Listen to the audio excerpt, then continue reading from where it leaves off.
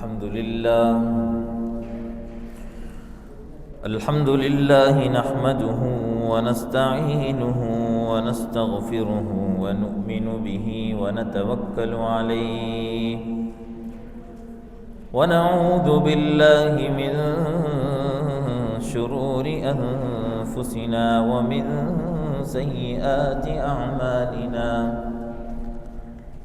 من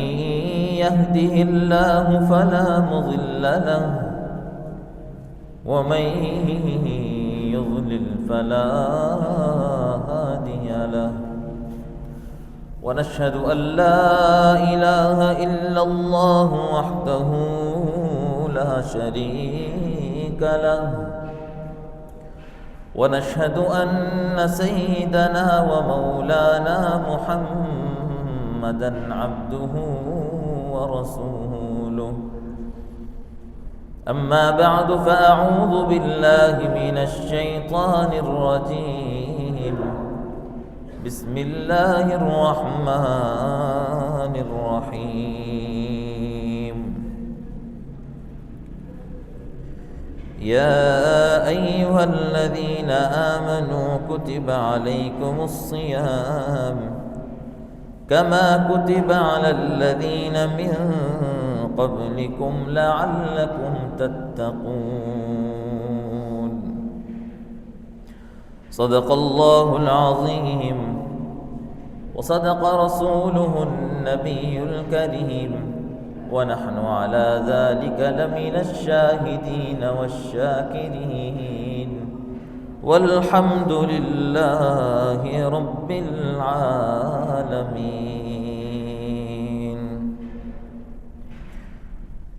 بے زباں کو جب وہ زباں دیتا ہے بے زباں کو جب وہ زباں دیتا ہے پڑھنے کو پھر وہ قرآن دیتا ہے بخشنے پہ آئے جب امت کے گنہگاروں کو بخشنے پہ آئے جب امت کے گنہگاروں کو تحفے میں گنہگاروں کو رمضان دیتا ہے درود شریف پڑھیں اللہم صلی علی سیدنا مولانا محمد مبارک وسلم وصلی علیہ میرے بھائی اور دوستو اللہ کا فضل اور احسان ہے کہ اللہ نے ہمیں یہ رمضان المبارک کا بابرکت مہینہ عطا کیا ہے اور یہ برکتوں رحمتوں والا مہینہ اپنی رحمتوں برکتوں مغفرتوں والی سعادتوں کے ساتھ رواں دواں ہے ہر لمحہ ہر گھڑی ہر ساعت بڑی قیمتی ہے یہ ایسا مہینہ اللہ جل شانہ نے عطا کیا ہے کہ جو انسان مسلمان 11 مہینے اللہ جل شانہ سے غفلت کی وجہ سے شیطان کے بہکاوے کی وجہ سے اللہ سے دوری اختیار کر گیا ہے تو یہ وہ مہینہ ہے کہ اللہ جل شانہ اس کے سارے گناہوں کی مغفرت کر دیتے ہیں بشرطے کہ وہ اخلاص نیت کے ساتھ ان گناہوں سے توبہ کرے اخلاص کا ہونا بہت ضروری ہے کیونکہ اللہ وحدہ لا شریک ہے اور اخلاص تبھی دل میں آئے گا جب اللہ کی وحدانیت ہمارے دل میں آئے گی جب اللہ کی وحدانیت ہمارے دل میں ہوگی توحید ہمارے دل میں رچے بسے گی تب یہ اس دل میں اخلاص آئے گا جو بھی کام پھر ہم کریں گے پھر وہ اللہ کے لیے کریں گے اس کے لیے شرط یہ ہے کہ ہم اللہ کی وحدانیت کا لفظی اقرار نہ کریں عملی اقرار کریں ہم کہتے تو ہیں اللہ وحدہ لا شریک ہے ہم کہتے تو ہیں اللہ ایک ہے اللہ کے ساتھ کوئی شریک نہیں ہے ہمارے سارے کاموں کا کرتا دھرتا صرف اللہ کی ذات ہے لیکن عملی اقدام میں عملی طور پر ہم کمزور ہیں ہم غیر اللہ کے در پر پہلے جاتے ہیں اور بعد میں پھر ہم اللہ سے مطالبہ کرتے ہیں۔ ہونا تو یہ چاہیے کوئی بھی مشکل پریشانی آئے پہلے ہم اللہ سے رجوع کریں، ہم پہلے اللہ سے مانگیں، پھر اس کے بعد جتنی بھی دنیاوی اسباب ہیں پھر اس کو استعمال کریں۔ جتنی بھی عبادات ہیں اس میں روحانیت تب آئے گی جب ہمارے دل میں اللہ کی وحدانیت ہوگی، ہمارے دل میں اللہ کی توحید رچی بسی ہوگی، تو ہمارے سارے اعمال میں اخلاص ہوگا۔ ہم جتنے بھی دین کا کام کریں گے، نیک عمل کریں گے، وہ صرف اور صرف اللہ کے لیے ہوگا۔ اور جو روزہ ہے یہ ایسا عمل ہے اس میں ریاکاری تو ہو ہی نہیں سکتی۔ روزے کا معنی ہے سوم کہتے ہیں امساک، رک جانا، کسی چیز سے رکے رہنا، بچے رہنا۔ اور روزے میں کھانے پینے سے رکنا ہے، مباشرت سے رکنا ہے، اور صرف یہ معاملات نہیں، بد نظری اور بہت سارے کام ہیں جن سے ہمیں رکنا ہے۔ در حقیقت یہ جو روزہ ہے، یہ جو رمضان المبارک کا مہینہ ہے، یہ اگر دیکھا جائے در حقیقت یہ ہماری مشق ہے۔ اگلے 11 مہینے جو زندگی گزارنی ہے اس کی مشق اس میں ہے کہ ہم روزہ رکھیں گے، اللہ کی عبادت کریں گے۔ اور روزے میں کس کو شرط رکھ دیا، کس کو سنت رکھا؟ سحری کو، سحری کرنا لازم قرار دیا۔ اس کی وجہ یہ ہے کہ اگر ہم 1 مہینے پابندی سے سحری کے لیے اٹھیں گے اور 2 نفل پڑھ کر اللہ سے دعا کر کر سحری کریں گے تو یہ ہماری عادت بن جائے گی، تو عام دنوں میں ہم تہجد کا اہتمام کریں گے، اللہ ہمیں عام دنوں میں بھی تہجد کی توفیق دے گا۔ در حقیقت رمضان ایک مشق ہے اگلی زندگی کی۔ اور اسی طرح ہم قیام اللیل تراویح میں تراویح پڑھیں گے، اور اس طرح ہمیں نوافل زیادہ سے زیادہ پڑھنے کی توفیق ہوگی، ایک مشق ہو جائے گی۔ تو یہ مہینہ اگلے 11 مہینوں کے کام کے لیے مشق ہے۔ جیسے ہم اس مہینے پابندی کے ساتھ نماز پڑھتے ہیں، بھی رمضان آ گیا ہے، رمضان المبارک برکتوں والا مہینہ ہے، گناہوں سے بچتے ہیں، زیادہ اللہ کے قریب ہو جاتے ہیں، زیادہ فکر مند ہو جاتے ہیں، اپنی اصلاح کے لیے فکر مند ہو جاتے ہیں، اسی طرح ہمیں اگلے 11 مہینوں میں بھی فکر کرنی چاہیے۔ اس مہینے میں بھی وہی اللہ ہے جو ہمارے پہ رحمتیں برساتا ہے، ہماری مغفرت کرتا ہے، ہماری بخشش کرتا ہے۔ وہی اللہ 11 مہینے میں بھی ہماری سنتا ہے،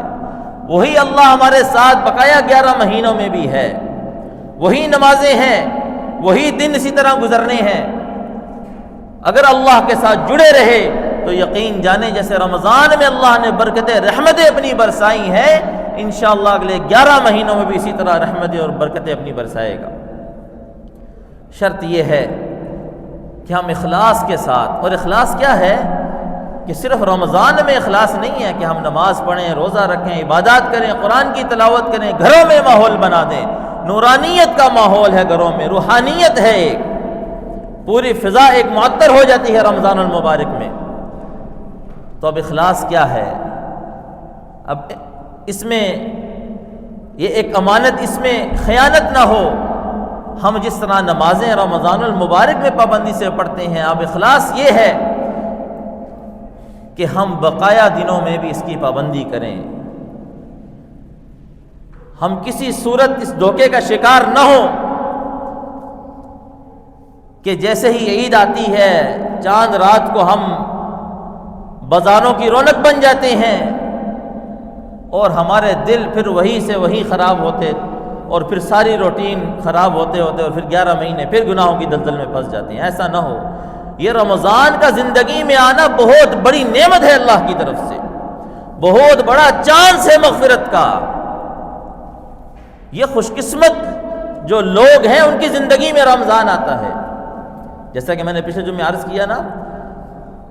کہ جو اللہ کے قرب والے لوگ ہوتے تھے ان کا توازن جو کیا جاتا تھا، ان کی برابری دیکھی جاتی تھی، وہ یہ دیکھی جاتی تھی کہ اس اللہ والے کی زندگی میں کتنے رمضان المبارک آئے ہیں۔ یہ وہ قیمتی مہینہ ہے کہ آپ صلی اللہ علیہ وسلم نے 2 مہینے پہلے عمر میں برکت کی اس مہینے پہنچنے کے لیے دعا مانگی ہے۔ یہ وہ مہینہ ہمیں نصیب ہوا ہے، اتنا برکتوں اور رحمتوں والا یہ مہینہ ہے جو اللہ جل شانہ نے ہمیں عطا کیا ہے۔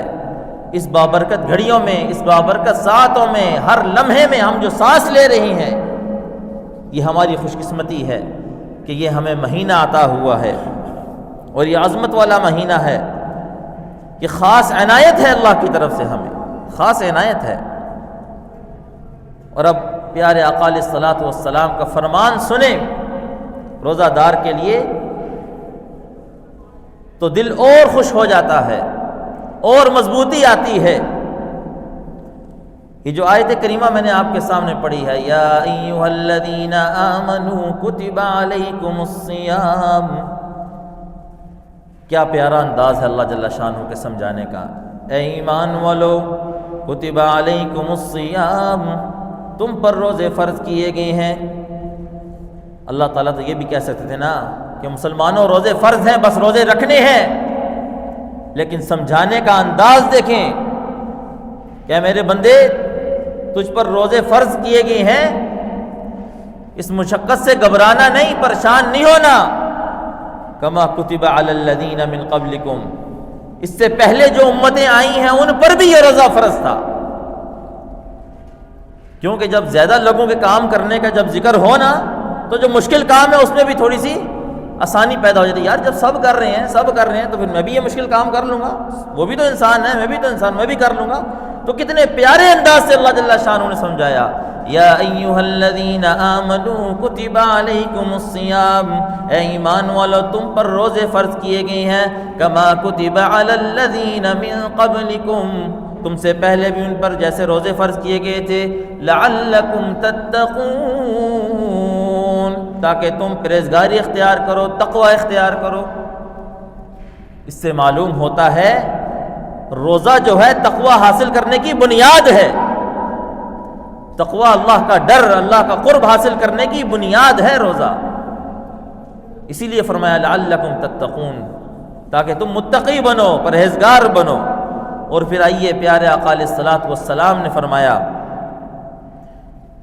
پیارے آقا علیہ الصلوۃ والسلام نے فرمایا ابن آدم کا ہر عمل جتنی بھی وہ نیکی کرے گا اس کا اجر 10 گنا اس کو ملے گا، لیکن پیارے آقا علیہ الصلوۃ والسلام نے فرمایا جیسے ہی رمضان المبارک کا مہینہ آتا ہے اللہ جل شانہ اس 10 نیکی کو بڑھا کر 700 گنا تک لے جاتے ہیں۔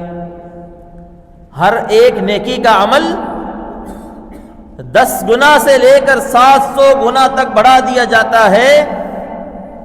الا صوم فانه لی وانا اجزی بہ، مگر روزہ نہیں، باقی سارے اعمال ہیں ان کا جو ثواب ہے، اجر ہے، وہ رمضان المبارک میں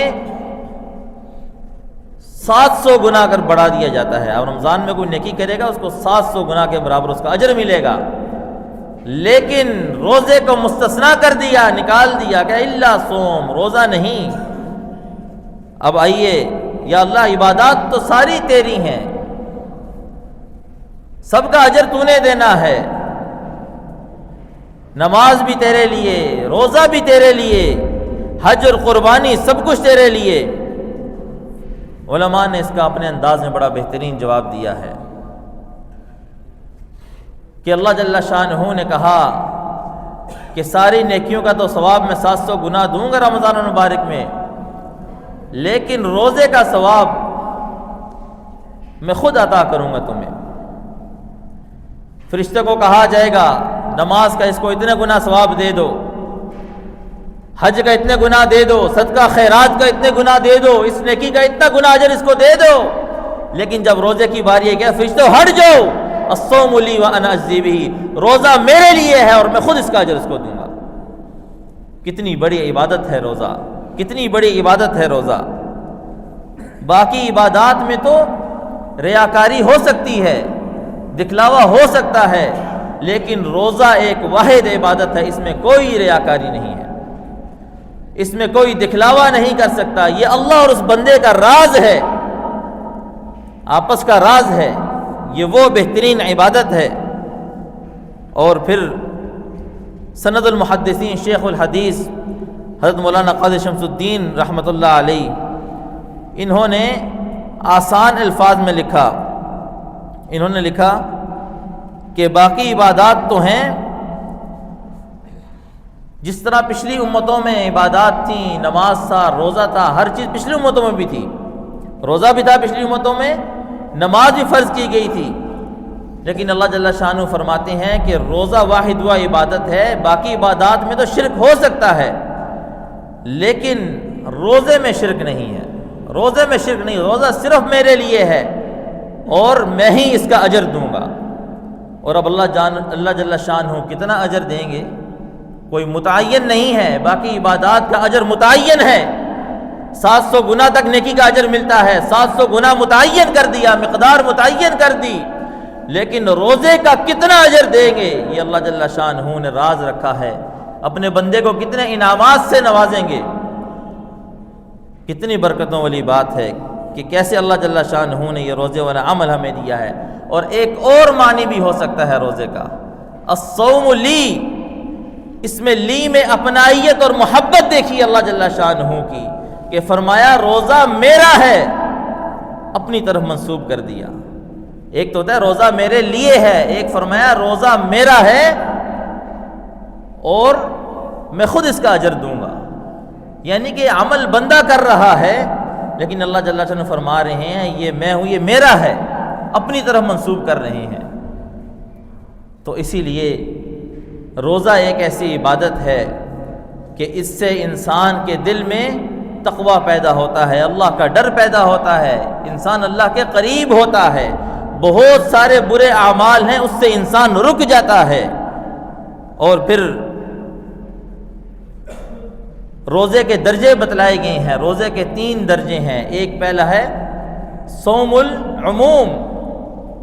3 درجے روزے کے بتلائے گئے، صوم العموم عام بندے کا روزہ، دوسرا ہے صوم الخصوص خاص روزہ، اور پھر ہے صوم الخصوص الخصوص خاص الخاص روزہ۔ اب ہم یہ سمجھنا ہے کہ یہ کون سے درجے ہیں اور ہم کن درجوں میں ہیں۔ پہلا درجہ بتلایا گیا صوم العموم، عام بندے کا روزہ کیا ہے کہ وہ روزے کو سمجھتا ہے اس نے کھانے پینے سے رک جائے اور پھر مباشرت سے اس نے اپنے آپ کو روک دیا اور پھر نمازوں پہ لگ گیا اور عبادات پہ رمضان المبارک میں عبادات شروع کر دیں، قرآن پاک شروع کر دیا، نماز شروع کر دی اور کھانے پینے سے رک گیا۔ یہ ہے صوم العموم، عام بندے کا روزہ، یہ کام اس نے شروع کر دی۔ اب آگے صوم الخصوص،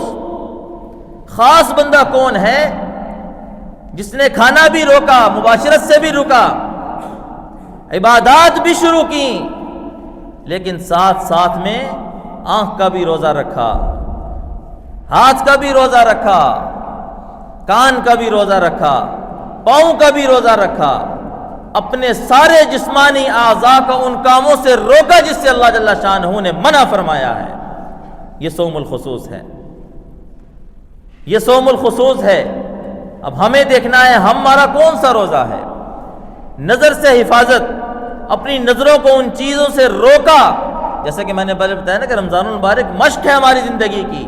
اگر ہم روزے میں اس چیز کی مشق کریں گے، اپنی نظروں کی حفاظت کریں گے،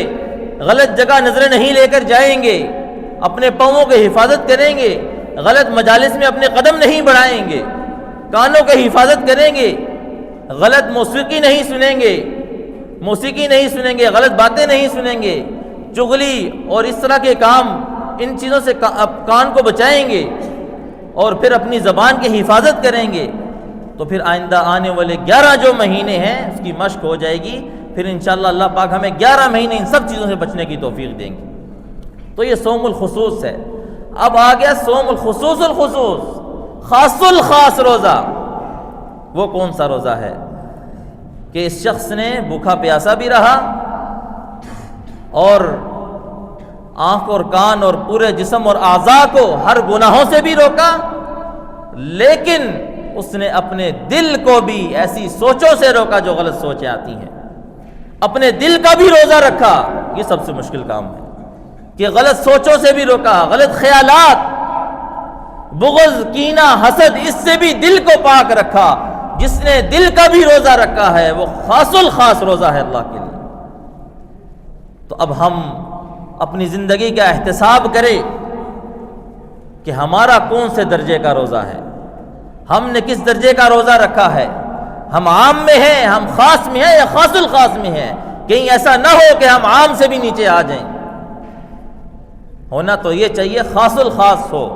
ہم خالص اللہ کے لیے روزہ رکھیں، اپنے دل کو ہر قسم کی بغض، کینہ، حسد سے پاک رکھیں، کسی سے بغض نہ رکھیں، کسی سے حسد نہ رکھیں۔ جس کو اللہ نے دیا ہے وہ اللہ کی عطا ہے، اللہ آپ کو بھی عطا کرے گا۔ ہم اللہ سے مانگنے والے بنیں، ہم اللہ کا قرب حاصل کریں۔ اللہ نے جس کو عطا کیا ہے اور وہی اللہ ہمیں بھی عطا کرے گا، تو اسی لیے اپنے دل کو ہر اس غلاظت سے پاک رکھیں، غلط سوچوں سے پاک رکھیں، تاکہ ہمارا یہ روزہ، یہ بھوکا پیاسا رہنا محض فارمیلٹی نہ ہو، یہ مقبولیت کا اعلی درجے پر ہو۔ ایسا ہم روزہ اللہ کو دیں۔ اور پھر فرمایا للصائم فرحتان، روزے دار کے لیے دو خوشخبریاں ہیں۔ پہلی خوشخبری تو یہ ہے کہ جب وہ افطار کرتا ہے اس کے دل میں ایک اللہ ایسی خوشی ڈال دیتا ہے۔ سارے روزہ دار ماشاءاللہ بیٹھے ہیں، یقین جانے جب افطار کا وقت ہوتا ہے کتنی خوشی ہوتی ہے افطار کرنے کے بعد، آج کتنا اچھا روزہ گزرا ہے، کتنا اچھا دن گزرا ہے، کتنی خوشی محسوس ہوتی ہے۔ وہ خوشی اللہ افطار کے وقت ڈالتا ہے، اور افطار کے وقت اللہ دعا کو قبول کرتا ہے، مقبولیت کا اعلیٰ درجہ ہوتا ہے جب روزہ دار افطار سے پہلے دعا کرتا ہے۔ اور پھر دوسری خوشی اللہ دیتا ہے آخرت میں اپنی ملاقات کی۔ گویا روزہ اللہ کی ملاقات کا بھی سبب ہے، کیونکہ اللہ نے فرمایا روزہ میرے لیے ہے، میں اس کا اجر دوں گا۔ تو پھر اللہ جل شانہ آخرت میں جب خود اجر دیں گے تو پھر گویا اللہ سے ملاقات کا بھی سبب ہے۔ تو یہ جو اللہ نے ہمیں روزہ عطا کیا ہے، جو رمضان کا مہینہ عطا کیا ہے، ہم اس کو خاص عبادات کے لیے اس کی مشق کریں، آئندہ 11 مہینے بھی اسی طرح چلیں۔ یہ نہ ہو کہ ہم رمضان المبارک میں تو اہتمام کریں، جیسے ہی رمضان اختتام کو پہنچے ہم وہی زندگی اپنے، پھر فائدہ کیا رمضان المبارک میں بھوکا پیاسا رہنے کا؟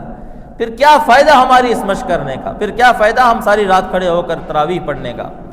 ہم عام جو دن آتے ہیں رمضان المبارک 11 مہینے، اس میں نوافل کا اہتمام کریں۔ سحری کے لیے جو اٹھتے تھے اس میں ہم تہجد شروع کر دیں۔ ہم یوں اپنی زندگی بدلیں، اللہ جل شانہ یقین جانے آگے 11 مہینوں میں اسی طرح رحمتیں برکتیں برساتے رہیں گے جیسے رمضان المبارک میں ہیں۔ اور پھر ایک اور چیز اس میں یہ ہے کہ جو روزہ ہے وہ کسی پر احسان نہیں ہے، روزہ تو اپنے لیے ہے۔ روزہ اور اس کے اللہ کے درمیان راز ہے۔ روزہ تو لگام ہے، جیسے گھوڑے کی لگام ہوتی ہے نا، اس طرح ایک لگام ہے، بندہ رک جاتا ہے گناہوں سے، ہر برے کام سے رک جاتا ہے۔ تو روزہ اللہ کے لیے ہونا چاہیے، نہ کہ ہم روزہ رکھنے کے بعد پھر ہم نے دیکھا ہے اکثر عصر سے مغرب کے درمیان ہمارے معاشرے میں یہ ہوتا ہے، بازاروں میں شور شرابہ، لڑائی جھگڑے بہت ہوا کرتے ہیں، غصہ تیز آیا ہوا آتا ہے، اور پھر کیا کہتے ہیں، یار میرے قریب نہ ہو، میرا روزہ ہے، یار میرا دماغ نہ خراب ہے، میرا روزہ ہے۔ اور پھر روزہ تو اللہ کے لیے ہے، روزہ تو اللہ کے لیے، اس کو کہہ کر احسان جتلانا مقصد نہیں ہے۔ روزہ تو ہمیں بردباری سکھاتا ہے، برداشت سکھاتا ہے، تحمل سکھاتا ہے۔ ان سب چیزوں سے روزہ ہمیں یہ چیز سکھاتا ہے، ہم برداشت کریں، تحمل کریں، صبر کریں۔ روزہ اصل میں صبر سکھاتا ہے، جیسے ہم کھانوں سے رکتے ہیں نا، صبر ہے ہمارا، صبر کا پیمانہ ہے۔ اسی لیے